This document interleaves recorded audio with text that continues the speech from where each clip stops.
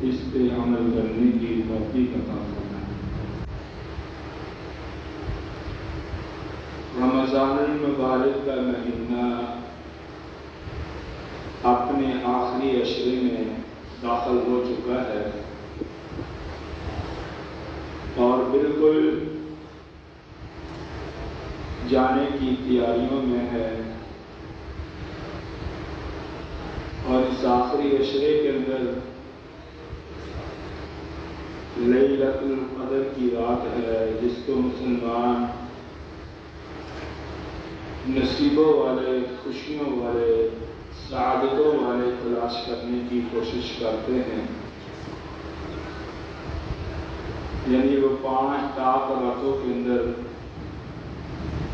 نفل بھی پڑھتے ہیں، فجر کی رات کی نماز بھی پڑھتے ہیں، قرآن کی تلاوت بھی کرتے ہیں، اللہ سے دعا بھی کرتے ہیں۔ کچھ غافل لوگ ہیں جن کو پتہ بھی نہیں ہوتا اس مہینے کے آنے کا اور جانے کا، بس دلوں کے اوپر مہریں لگی ہوئی ہیں کہ ان کے جسم کے اوپر نہ کوئی نماز کا اثر ہوتا ہے، نہ جمعے کے دن کا اثر ہوتا ہے، نہ ہی رمضان المبارک کا اثر ہوتا ہے۔ جیسے دنیا میں غافل بن کر آئے، غافل بن کر رہے، اسی طرح سے غافل بن کر دنیا سے جائیں گے۔ مرنے کے بعد سوائے پچھتاوے کے اور کچھ بھی ہاتھ نہ آئے گا، نہ دنیا رہے گی پاس، نہ آخرت کے لیے کچھ کیا ہوگا۔ خیر، آج کے جمعے میں جو ہماری بات ہے وہ ہوگی صدقۃ الفطر، کہ کتنا دینا چاہیے اور یہ کیوں دیا جاتا ہے، اس کی وجہ کیا ہے دینے کی، اور کن کو دینا چاہیے۔ زکوٰۃ اور صدقۃ الفطر، ان کے مستحق لوگ کون ہیں اور کن تک یہ جو مال ہے پہنچانا چاہیے، اور جو لوگ اللہ کے راستے میں دیتے ہیں اللہ تعالیٰ ان کو بے تحاشا عطا فرماتے ہیں۔ ایک حدیث میں آتا ہے کہ وَأَمَّا غَنِيُّكُمْ فَيَرَدَّكُمُ اللَّهُ، اگر مالدار اللہ کے راستے میں دے گا اللہ تعالیٰ اس کو 10 گنا عطا فرمائیں گے واپس۔ مَنْ جَاءَ بِالْحَسَنَةِ فَلَهُ 10 أَمْثَالِهَا۔ ایک غریب آدمی ہے کہ اس کے پاس اپنے لیے کھانے کے لیے کچھ بھی نہیں ہے، لیکن وہ اپنے تنگ ہاتھ سے، اپنی تھوڑی سی آمدن سے، اپنی تھوڑی سی کمائی سے کچھ روپے اللہ کے راستے میں دیتا ہے۔ ابو داؤد کے اندر یہ حدیث ہے وَأَمَّا فَقِيرُكُمْ فَيَرَدَّكُمُ اللَّهُ أَكْثَرَ مِمَّا أَعْطَى، کہ اللہ تعالیٰ جو آدمی اللہ کے راستے میں دیتا ہے اللہ تعالیٰ اس کو ڈبل کر کے، کثیر کر کے اس کی طرف واپس لوٹا دیتے ہیں۔ اللہ کے راستے میں دینے والا انسان کبھی پریشان نہیں ہوتا، کبھی اس کے اوپر رزق کی تنگی نہیں آتی، کبھی اس کے لیے پریشانیاں نہیں آتی، بلکہ اللہ تعالیٰ اس صدقے سے، اس راستے میں خرچ کرنے کی برکت سے اللہ تعالیٰ اس کی زندگی کے اندر بہت زیادہ مال عطا فرما دیتے ہیں۔ حضرت علی رضی اللہ تعالیٰ نے ایک واقعہ پڑھا جو کہ 21 رمضان المبارک کا حضرت علی رضی اللہ عنہ کی بھی شان ہے۔ کہتے ہیں کہ ان کے گھر کے اندر 6 درہم تھے۔ ایک فقیر آیا مانگنے کے لیے، جب فقیر آیا مانگنے کے لیے تو حضرت علی رضی اللہ تعالیٰ عنہ نے گھر میں پیغام بھیجا کہ 2 درہم اس فقیر کو دے دیے جائیں۔ جب نمائندہ گھر گیا، جا کر بتایا کہ 2 درہم اس فقیر کو دے دو، حضرت فاطمہ رضی اللہ تعالیٰ عنہ کہنے لگی کہ آپ نے وہ جو مال دیا تھا وہ تو آٹا لینے کے لیے دیا تھا۔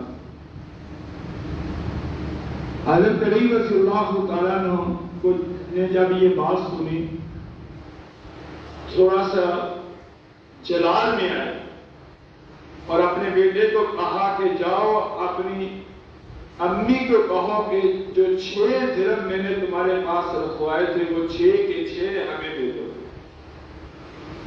6 کے 6 دے دو۔ پہلے 2 کا کہا، لیکن جب تھوڑا سا غصہ آیا، جلال آیا، تو 6 کے 6 منگوا لیے۔ 6 کے 6 منگوا کر ان 6 درہموں کو وہ ان فقیر کو دے دیے۔ اب گھر میں کچھ بھی باقی نہ بچا۔ تو حضرت علی رضی اللہ عنہ کہتے ہیں مجھے یقین تھا کہ میرا اللہ 10 گنا دے گا مجھے، اور اللہ دیتا ہے۔ دینے والے لوگ ہمیشہ سردار بن کر زندگی گزارتے ہیں، اور لینے والوں کی زندگی ہمیشہ فقیرانہ ہی گزرتی ہے۔ الید العلیٰ خیر من ید السفلیٰ، کہ دینے والا ہاتھ، اوپر والا ہاتھ نچلے والے ہاتھ سے بہتر ہے۔ اسی لیے علماء کہتے ہیں کہ اگر تمہارا باپ تم سے پیسے مانگے یا تمہاری ماں تم سے پیسے مانگے، تو جب اپنے باپ پر اپنی ماں کو پیسے دو تو اپنا ہاتھ اوپر نہ کرو، بلکہ اپنا ہاتھ نیچے کرو، تمہارے باپ کا ہاتھ یا تمہاری ماں کا ہاتھ اوپر رہے تاکہ وہ اعلیٰ ہاتھوں میں شامل رہے۔ حضرت علی رضی اللہ عنہ کہتے ہیں کہ میں بیٹھا تھا کہ ایک آدمی آیا، کہا کہ یار میں نے اونٹ بیچنا ہے، تمہارا کیا ارادہ ہے لینے کا؟ میں نے کہا کہ میں لے لیتا ہوں اونٹ، لیکن پیسے میں کچھ دن ٹھہر کے دوں گا اونٹ کے۔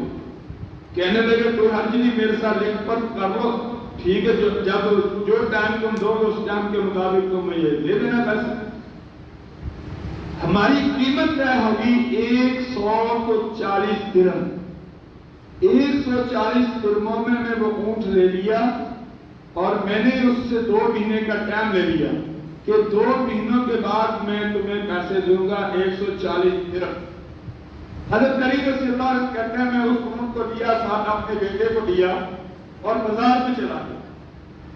مجھے ایک بیپاری ملا، میں نے کہا میں نے یہ اونٹ بیچنا ہے، تمہارا ارادہ ہے خریدنے کا؟ لے لو۔ کہنے لگا ہاں میں لیتا ہوں۔ کہا کتنے پیسے؟ میں نے کہا تم بتاؤ کتنے دو گے؟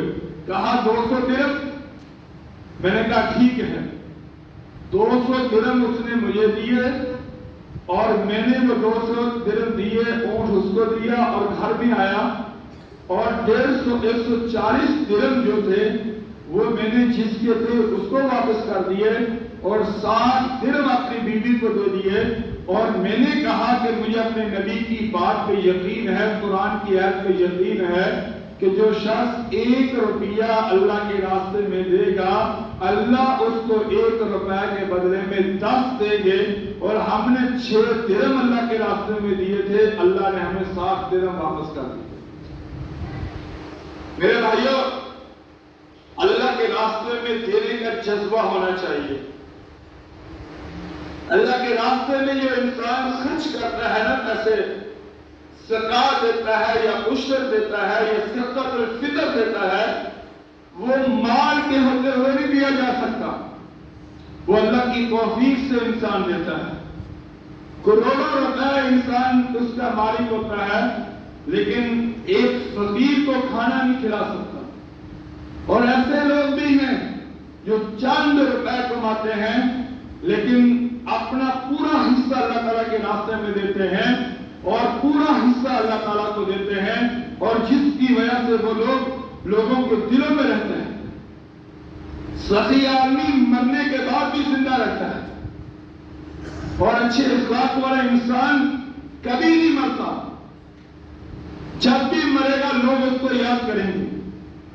جب بھی وہ انسان دنیا میں جائے گا لوگ اس کی سخاوت کے تذکرے کریں گے اور لوگ اس کو یاد کر کر کے اس کے لیے دعائیں خیر کریں گے. اس کی قبروں پہ جائیں گے اور بخیل آدمی کے لیے اس کی اولاد ہی کہے گی جان چھٹی، اچھا ہوا کہ اس نے ہمارا جینا بھی حرام کیا.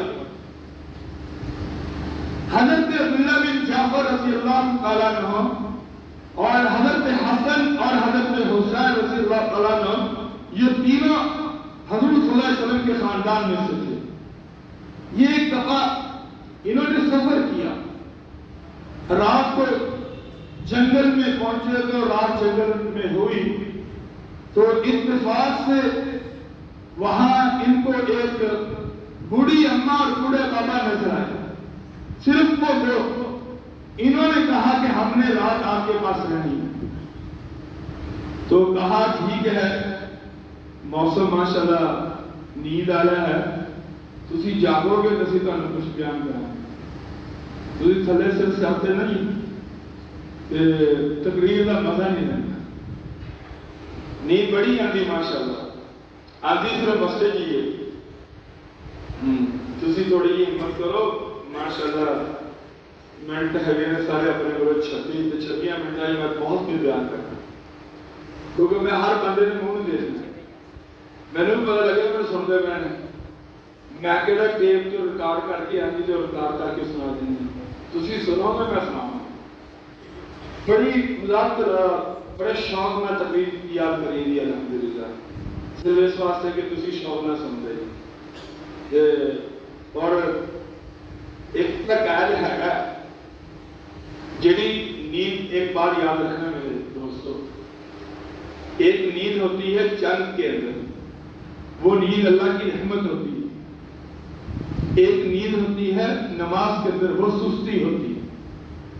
ایک نیند ہوتی ہے جب تقریر ہو رہی ہو سامنے بیٹھ کر سو جائے، وہ بھی سستی ہوتی ہے، وہ اللہ کی طرف سے رحمت نہیں ہوتی. وہ ایک اثر ہوتا ہے کہ یہ لوگ کسی طرح سے کہ کانوں میں اچھی بات نہ پڑ جائے. بس کانوں میں اچھی بات پڑ گئی کہ تیرے عمل نہ کر لیں، عمل کر رہے تو تیرے کام نہ خراب ہو جائے. اس لیے اس کی کوشش ہوتی ہے کہ اصلاح دیا جائے.